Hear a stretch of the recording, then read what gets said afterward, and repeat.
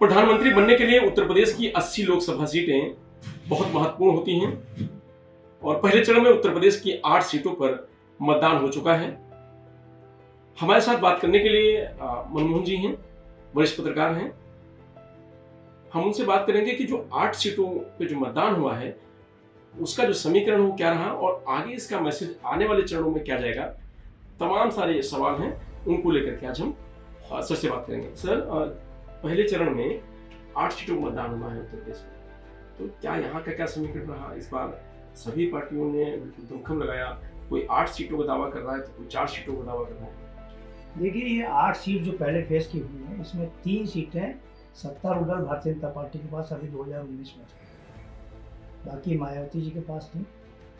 मगर कल का जो पहले चरण का मतदान हुआ है उसमें उत्तर प्रदेश में 4 मुद्दे प्रमुखता से उभर करके आए हैं जो देखने में आया है।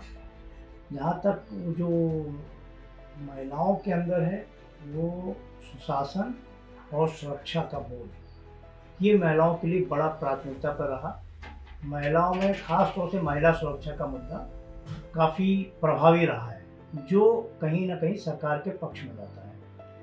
दूसरा मुद्दा बेरोजगारी का बड़ा अहम मुद्दा रहा है, जो नौजवानों के बीच में बहुत तेज़ी के साथ उभरा, और वो बेरोजगारी का मुद्दा बहुत ज़्यादा है। वो चाहे बेरोजगारी सरकारी नौकरियों को लेकर के रहा हो, चाहे वो रोजगार के साधनों का, क्योंकि रामपुर हो, चाहे मुरादाबाद रहा हो, चाहे रहा हो मुजफ्फरनगर, इन सीटों पर जो फीडबैक मिला, जो मतदाता वोट दे के निकले, उन लोगों का कहना ये था कि साहब रोजगार के साधन नहीं है, रोजगार के संसाधन नहीं है, रोजगार नहीं है। रामपुर में तो लोगों का कहना था कि हमको गुजरात में जाके काम करना पड़ा, परिवार को यहाँ छोड़ना पड़ा, क्योंकि रोजगार नहीं है। तीसरा मुद्दा महंगाई का भी प्रभावी रहा, और एक चौथा मुद्दा कुछ सीटों पर जातिगत समीकरण का भी रहा। शायद जातिगत समीकरण का मुद्दा ही था कि प्रधानमंत्री ने जो पहले चरण की अपनी जनसभाएं की, या मुख्यमंत्री योगी आदित्यनाथ ने जो जनसभाएं की, उसमें कहीं ना कहीं जाति को उन्होंने केंद्र में रखा, और टिकटों के बंटवारे में भी कहीं ना कहीं जाति समीकरण को, चाहे वो गठबंधन हो, चाहे बहुजन समाज पार्टी हो, चाहे वो भारतीय जनता पार्टी हो, सबने जातीय गठबंधन को प्राथमिकता अपने सीटों बंटवारे। पीलीभीत में ट्रेंगुलर फाइट हुई है, क्योंकि वहाँ यूपी सरकार के लोक निर्माण मंत्री जितिन प्रसाद जी चुनाव लड़ रहे थे। दूसरा भगवत शरण गंगवार चुनाव लड़ रहे थे, गठबंधन के हैं। और तीसरे फूल बाबू, अनीस खान और फूल बाबू पुराने लीडर हैं पीलीभीत के, बसपा ने उन पर फोकस किया, मुस्लिम कैंडिडेट होने के नाते थोड़ा सा फोकस किया। दूसरा, वहाँ पर जो चीज़ आए, वहाँ ट्रेंगुलर फाइट थी, नगीना में ट्रेंगुलर फाइट थी। वहाँ चंद्रशेखर जो है, उन्होंने आज़ाद समाज पार्टी के, उन्होंने बहुत अच्छी फाइट दिया है। यदि वो काफ़ी कुछ दलितों का वोट काट ले जाएंगे तो वहाँ बसपा को परेशानी होगी। और वहाँ ट्रेंगुलर फाइट में भारतीय जनता पार्टी, रालोद का गठबंधन और इंडिया गठबंधन, और इनके अंदर फाइट। बिजनौर में डबल फाइट, बिजनौर में गठबंधन और भारतीय जनता पार्टी की। बाकी मुरादाबाद में भाजपा और गठबंधन की लड़ाई सामने। सहारनपुर में 90% मुस्लिम इमरान खान के साथ, इमरान मसूद, क्योंकि वहाँ पर मुस्लिम का ट्रेंड, वो चूँकि स्थानीय स्तर पे बड़े लीडर के रूप में उनका उभार हुआ है, और वहाँ जो मुस्लिम पॉपुलेशन ज़्यादा है, तो मुस्लिम पॉपुलेशन के हिसाब से जो वोटिंग गिरा है मुस्लिमों में, वो 90% इमरान के पक्ष में है। पिछले 2019 के लोकसभा से और इस वाले चुनाव में परसेंटेज वोट का जो है वो बढ़ा है। नहीं, ऐसा तो नहीं है। 5% लगभग कहा जा रहा है कि बढ़ा है। कुछ सीटों पर बढ़ गया है, जैसे आपका कैराना में बढ़ गया है, जैसे मुजफ्फरनगर में पोलिंग ज़्यादा हो गया, सहारनपुर में पोलिंग ज़्यादा हो गया, उससे एवरेज इतना 5% दिखा रहे होंगे, मगर कुछ जगह पे सीटों पर कम भी हुआ है, मतलब 19 के मुकाबले। मगर ओवरऑल पिक्चर यही है। जैसे कैराना की सीट की बात मैं करूँगा, तो कैराना में इकरा हसन ने बहुत अच्छा चुनाव लड़ा है, और इकरा हसन का बैकग्राउंड भी उनके, मतलब मुनव्वर हसन, उनकी माँ तबस्सुम हसन, नाहिद हसन, ये सब पॉलिटिकल फैमिली है, और इकरा ने बहुत अच्छा चुनाव लड़ा है वहाँ पर। तो वहाँ गठबंधन की और भाजपा की लड़ाई हुई। जी, जैसे इन 8 सीटों पे पिछली बार 4 सीटें बीजेपी के पास थी, 4 और 3 बसपा के पास थी और 1 समाजवादी पार्टी के पास थी। हाँ, मुरादाबाद समाजवादी हाँ, पार्टी को थी। तो ये नहीं, समीकरण पहले 3 ही थी, अच्छा। चौथी सीट बाई इलेक्शन में जो रामपुर थी वो घनश्याम लोधी बाई इलेक्शन चुनाव जीते थे। हाँ, तो वो 4 हो गई वो फिर। 4 हो गई थी बाई इलेक्शन में, क्योंकि मेन चुनाव में आजम खान चुनाव जीते थे, आजम खान ने फिर रिजाइन किया था, तो बाई इलेक्शन हुआ जिसमें घनश्याम लोधी चुनाव लड़के जीते थे। जी। तो बीजेपी की 4 सीट। इस बार सर क्या समीकरण अभी तक नजर आ रहा है, इसमें क्या होने वाला है, कुछ लगता है कुछ बदलाव होगा?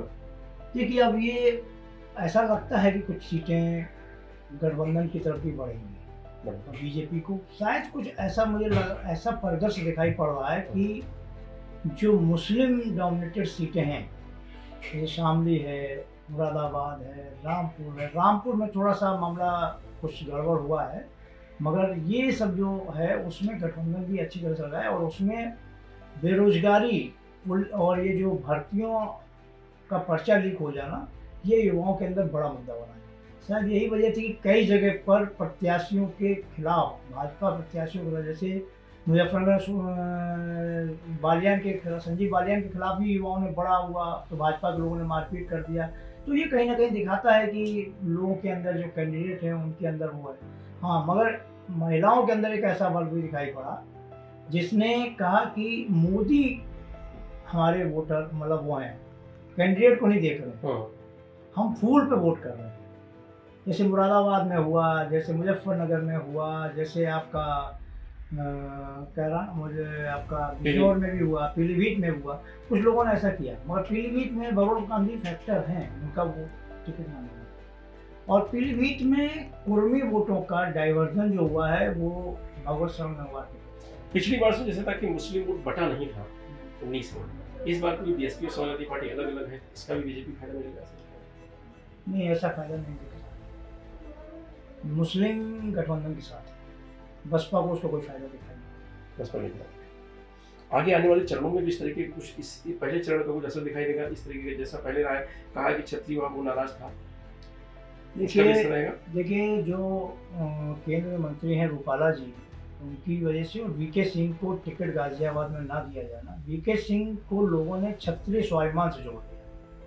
तो जो पश्चिम का क्षत्रिय है उसने ये जोड़ लिया कि वीके सिंह एक सिंबॉलिक बना करके ये हमारे क्षत्रियों के सिंबॉलिक हैं, तो उससे नाराजगी हो क्षत्रियों की। और उसी पर एक करेला नीम चढ़ा वाली स्थिति हो गई कि वो रूपाला जो केंद्रीय मंत्री थे उन्होंने भी क्षत्रियों के बारे में कुछ इस तरह की टिप्पणी किया, जिससे पश्चिम बेल्ट का काफ़ी नाराज हुआ।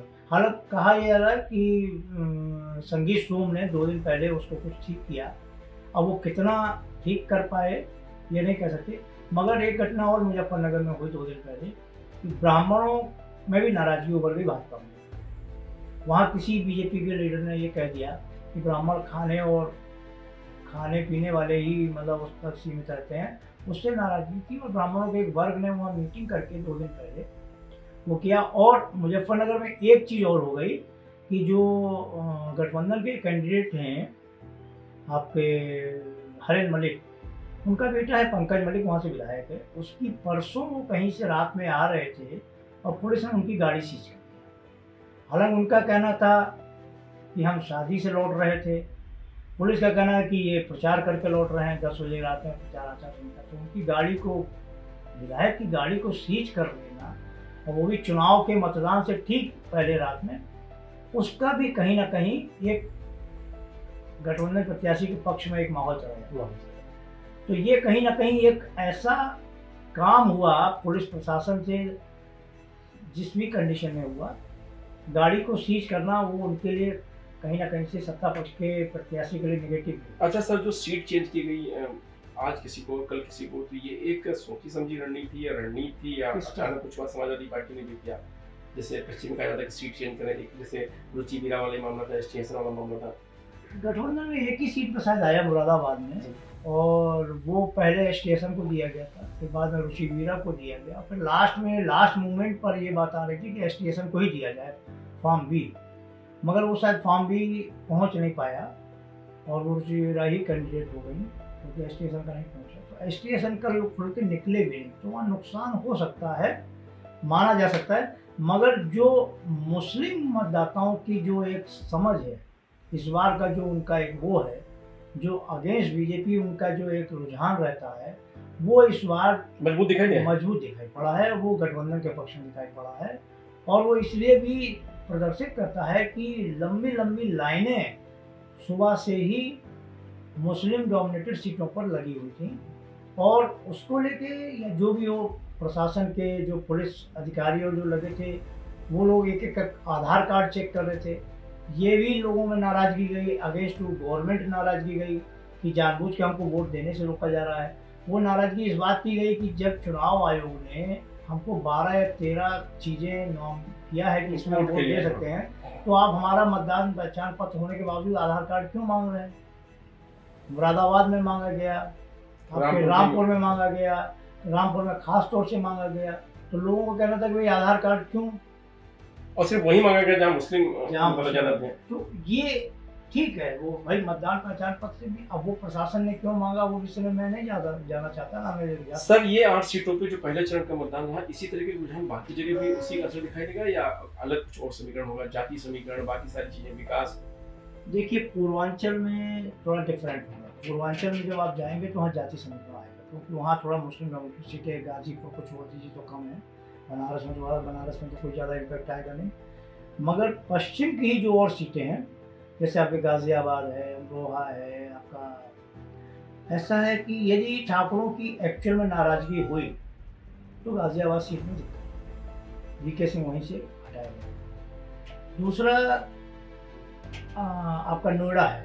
अब नोएडा तो एक सेफेस्ट सीट है भारतीय जनता पार्टी के लिए, तो वहाँ हो सकता है दिक्कत ना हो, मगर स्थानीय स्तर पर कैंडिडेट से लोगों में नाराज़गी हो सकती है। जैसे आपको मेरठ में रामायण के राम अरुण गोविंद चुनाव लड़ रहे हैं, और अभी घटना है कि पल्लवपुरम एक वहाँ की जगह है, वहाँ पर वो गए थे मतलब वोट मांगने, तो लोगों ने बड़ा विरोध कर दिया। उनके साथ क्षेत्रीय विधायक अमित गुप्ता थे, बड़ा विरोध कर दिया और उनकी गाड़ी घेर लिया, पब्लिक जाने नहीं दिया। अमित गुप्ता से तो अमित गुप्ता ने कुछ कहा तो आप समझिए 1.5 घंटे उनको घेरेबंदी करके खड़े रहे और कहा कि बिल्डर का आदमी अमित गुप्ता पे बड़े उस तरह के आरोप लगाए और कहा कि क्षेत्र में कोई काम नहीं।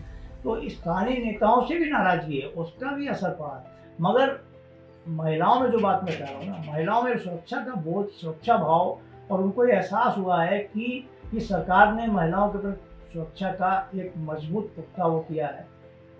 पश्चिमी यूपी में जो कल चुनाव हुआ उसमें कई जगह पे ये आया कि भाई गुंडागर्दी तो खत्म हो गई। तो ये भी एक सुरक्षा और सुशासन, ये जो दो पक्ष हैं ये सरकार के पक्ष में जा रहे हैं।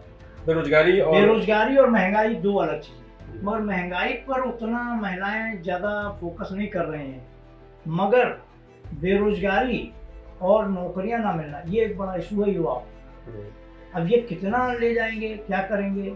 अब जैसे इन्होंने पीलीभीत में हमने जैसे बरेली में संतोष गंगवार का टिकट ले लिया। संतोष गंगवार ये कुर्मियों के बड़े नेता हैं, 8 बार के। अब उनको टिकट ना दे करके तो वहाँ का जो गंगवार वर्ग है कुर्मी बरादरी से, वो नाराज हो गया है, अंदर ही अंदर नाराज है, जिसका असर कल पीलीभीत में दिखाई पड़ा। भगवत शरण गंगवार भी एक बार संतोष गंगवार के ही उसके माने जाते थे, मगर समाजवादी पार्टी में आए, फिर वो विधायक बने, मंत्री बने, बाद में मंत्री पद से हटाए गए थे 2016 में। तो वो एक नाराजगी का फैक्टर वहाँ पर है। आपने सर बहुत सारे चुनाव देखे हैं, बहुत सारी कवरेज की, इस बात का चुनाव कुछ अलग दिखाई दे रहा है बाकी इधर जो 2-3 चुनाव होने लगा था? इस बार का चुनाव डिफरेंट है। इस बार का चुनाव डिफरेंट, अंडर करंट लोग बता रहे हैं कुछ और है। अंडर करंट इसलिए है कि देखिए, एक तो जो बातें आई हैं, जो प्रधानमंत्री नरेंद्र मोदी जी और मुख्यमंत्री योगी आदित्यनाथ जी अपनी सरकार के अपने उस पर सुशासन और सुरक्षा और अपराधियों पर लगाम, इस बात को लेकर के जहां फोकस करके कर रहे हैं, और इसमें यूपी में काम भी हुआ है। तमाम बड़े माफिया जिनसे लोग डरते थे उनमें कार्रवाई भी हुई है, तमाम लोगों पर हुआ है, उसका इम्पैक्ट भी है। प्रधानमंत्री जी अपने केंद्र सरकार की देश में, दुनिया में भारत का नाम बड़ा है, रोशन हुआ है, तमाम चीज़ें उन सारे इशू पे कर रहे हैं, मगर इस बार ये देखने में लग रहा है कि संविधान बदलना, संविधान को परिवर्तन करने का जो विपक्ष लेकर के मुद्दा चल रहा है, वो विपक्ष के मुद्दे कहीं ना कहीं वो पब्लिक को प्रभावित करते नजर आ रहे हैं। अब वो वोट में कितना तब्दील होंगे ये तो वही 4 जून को रिजल्ट आएगा तब पता चलेगा, मगर ये इम्पैक्ट कहीं ना कहीं दिखाई पड़ रहा है। और शायद कुछ इस तरह की वजह है कि कुछ वर्गों का जैसे बात हुआ, वीके सिंह को लेकर ठाकुरों का बात हुआ, जैसे ब्राह्मण नाराज जी का मुद्दा हुआ, इसीलिए बार बार घूम करके देखिए, बरेली में प्रधानमंत्री शायद फिर आने वाले हैं, अमरोहा में मुख्यमंत्री जी 2 बार हो आए हैं, तो बार बार बिजनौर में मुख्यमंत्री जी 2 बार गए। इसका मतलब है कि कहीं ना कहीं जो सवाल आपका है ना, वो मुतमईनता नहीं दिखाई पड़ रही है कि एक बार रैली करके चले गए तो फिर लौट के आना नहीं, संतुष्टि नहीं मिल पा रही है। संतुष्टि शायद कहीं भी वो लेवल पर है नहीं, वो गठबंधन को भी नहीं है और इनको भी नहीं, क्योंकि ये इलेक्शन कुछ भविष्य की तमाम चीज़ों को तय करेगा।